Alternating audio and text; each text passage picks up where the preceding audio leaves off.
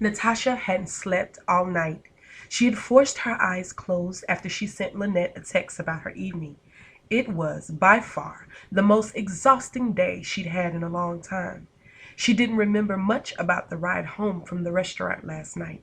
She honestly felt numb, besides the comfort of Donte holding her hand in the car and the cool night air hitting her face. She'd rolled over in bed to see a fully clothed Donte laying on the recliner in her room. Natasha was sure he didn't get much sleep either. He'd probably been watching over her like a hawk as she tried to rest. She'd quietly got up from her bed and went downstairs. She could hear Nivea outside shooting basketball in the early morning hours. Natasha desperately wished she knew what to say to her daughter after the previous night's event. Perhaps she'd just begin with a good morning and see how the conversation went from there. But first, she'd need coffee, she thought. Walking into the kitchen, she rolled her hand across her neck in response to the strain of pressure she felt. Natasha knew that she was dangerously close to having a massive headache. She hadn't eaten since yesterday morning, and she felt like the weight of the world was upon her. "If you want, I can help you ease some of that tension in your shoulders," she heard Antonio's silk voice behind her. "I still have magic fingers." "What are you doing here?" Natasha asked, spinning around and looking at him in her kitchen. He was standing in the doorway, looking like something out of a magazine. His legs were long and muscular. His chest hadn't changed much with age. He was wearing a cut-off tank and basketball shorts. The whole ensemble was inappropriate and quite sinful to watch. "Nivea asked me to come by," he answered. "She said she couldn't sleep." Natasha just stared at him, taking in all of his masculinity. "Listen, I know that things are getting complicated around here," he continued. "And I want you to know that my intention was not to complicate things at all.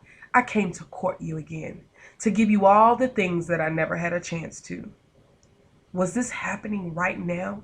Natasha noticed Antonio taking a few steps toward her and braced herself against the kitchen counter.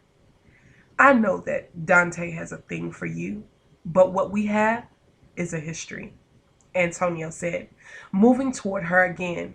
"We have a daughter, Tisha. I want to be a part of your life in every way a man should." Natasha was stuck to the floor, stuck against the counter, just stuck. She was trying her best to recall any scripture that gave her permission to run out of the room. There was a half-naked, fine man talking to her with his veins and muscles bulging as he spoke.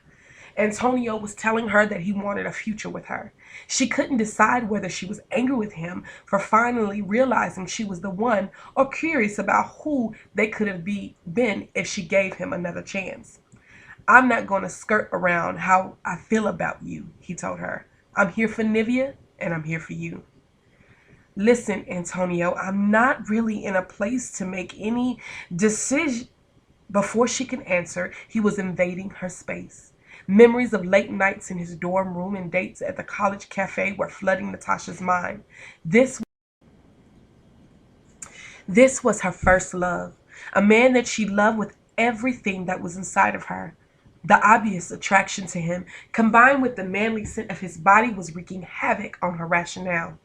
Natasha looked down to avoid his eyes. She'd melt if she saw them. "I'm not asking you to decide about us now," he said. "But don't deny that you feel something when I'm this close to you." She couldn't deny it. She absolutely couldn't deny it. And as he made a move to kiss her, she couldn't deny him either. He grabbed her chin and bent down to meet her lips. Instantly, she was dizzy with the familiarity of the moment. He held her like he used to, his tall frame bending over her small height. With his left hand, he molded himself into her, creating an almost seamless definition. She could feel his reaction to her on her leg. No man besides her late husband had been this close to her in a long time. Even Donte had never had a chance to solicit the groans that were escaping her throat as Antonio captured her lips.